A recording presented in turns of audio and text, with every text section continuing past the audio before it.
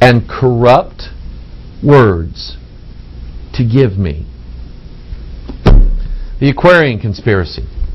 Marilyn Ferguson talks about how there's going to be a new age of enlightenment and peace and marijuana smoking and kumbaya, and everybody's going to be happy and the aliens are going to come down and help us out and all that stuff. And it's all going to everything. And these are lying and corrupt words. The Book of Mormon talks about how Jesus is going to come back to Independence, Missouri.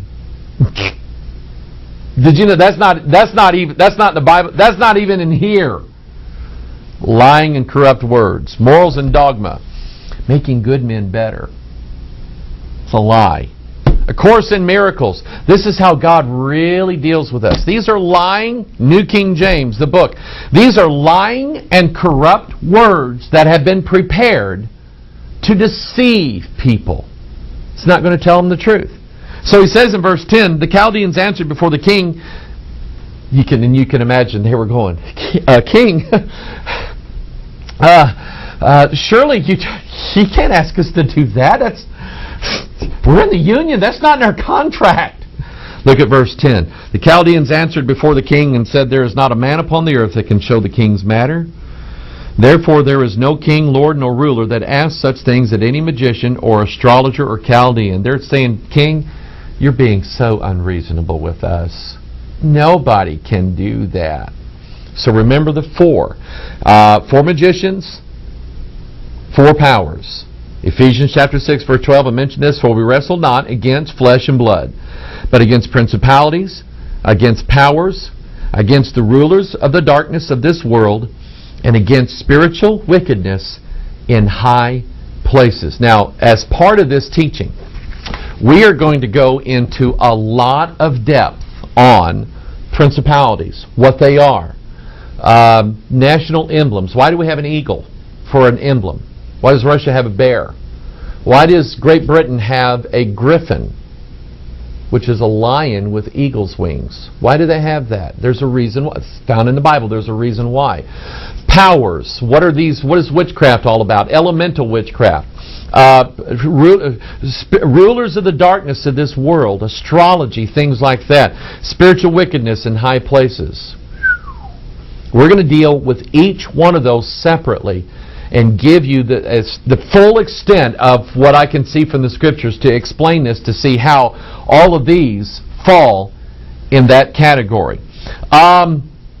Even though it's hidden to the astrologers, to the magicians, to the sorcerers and the Chaldeans, there's a reason why God will not let them see the truth. You see, Albert Pike, he writes 800 some odd pages of, and if you don't even have to read this, because I'll tell you what's in here. What's in Morals and Dogma is, Masons have a secret and I'm not telling you what it is. And he does it in 800 and some odd pages. And he goes through every level of the Scottish Rite of Freemasonry, the second level, the third degree, the fourth degree. And he says, Masons have a secret and we're not telling you what it is. Chapter 5, Masons have a secret, we're not telling you what it is. He didn't know. He didn't know. I mean, didn't we used to do that as a kid? If some kid would show up and say, I know something you don't know. Well, tell us what it is. No. I'm not telling you what the secret is. That's because he didn't know. He was just trying to fool you. That's what they're doing. Leonard Sweet, Rick Warren's buddy, thinks he knows, thinks he's found the secret to true spirituality. He's lying. He doesn't know anything. You know why? It's been hid from him.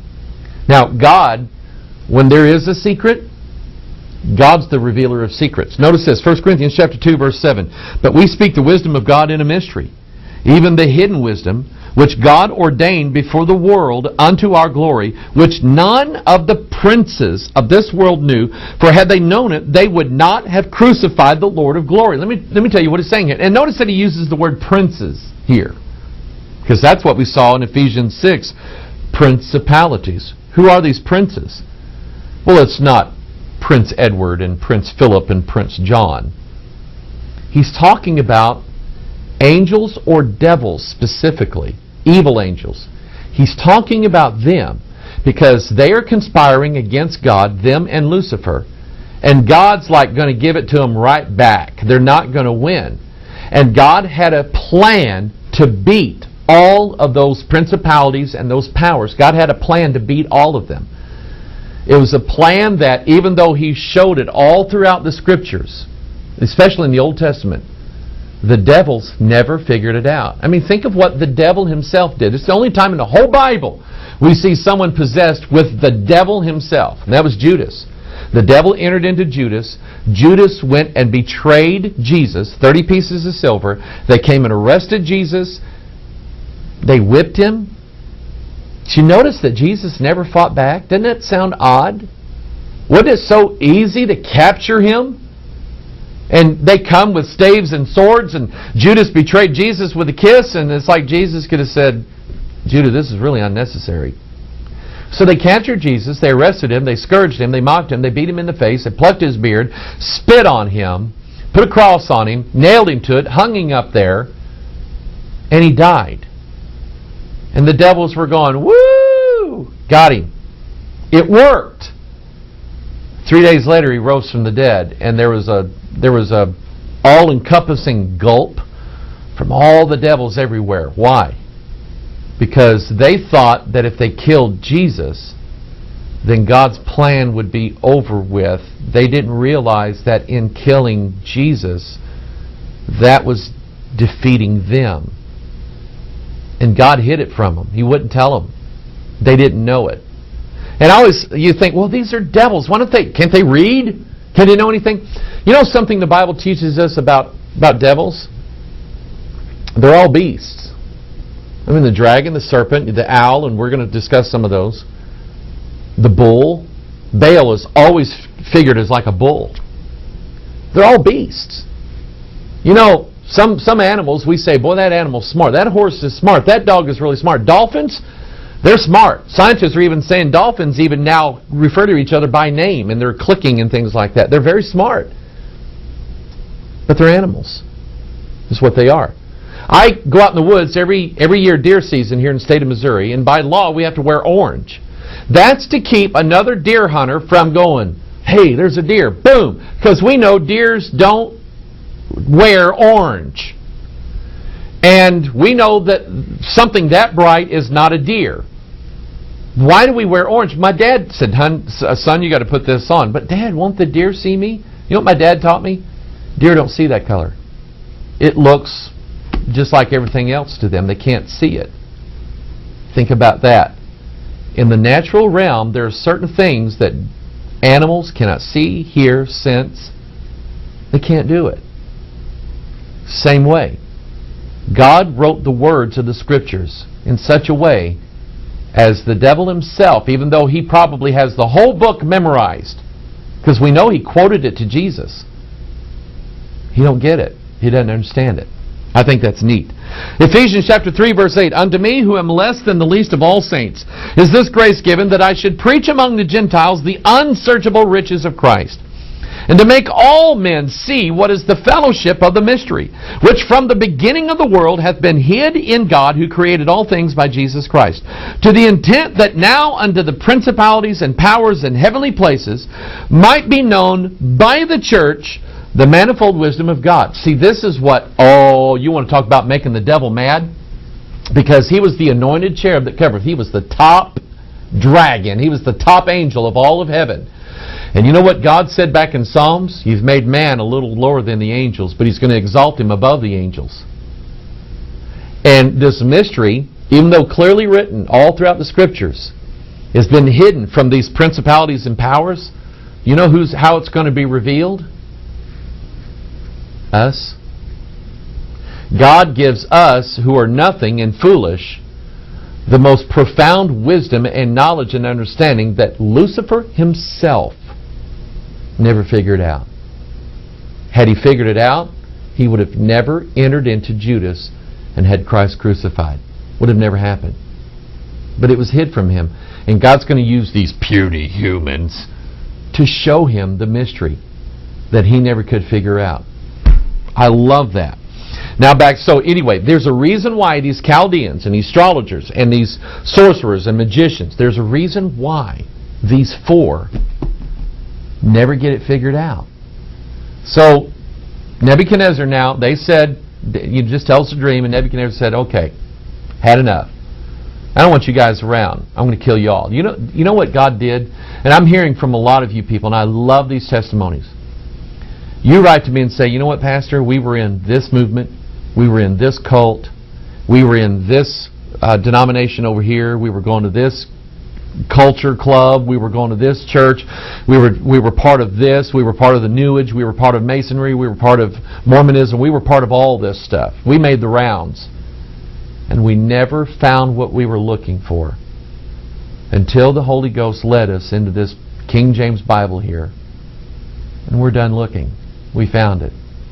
It's right here. In everything that these guys told us to reject, they told us, reject that stone. You can't build anything with it. That's the very place where we found our true happiness in. God won't let them have it.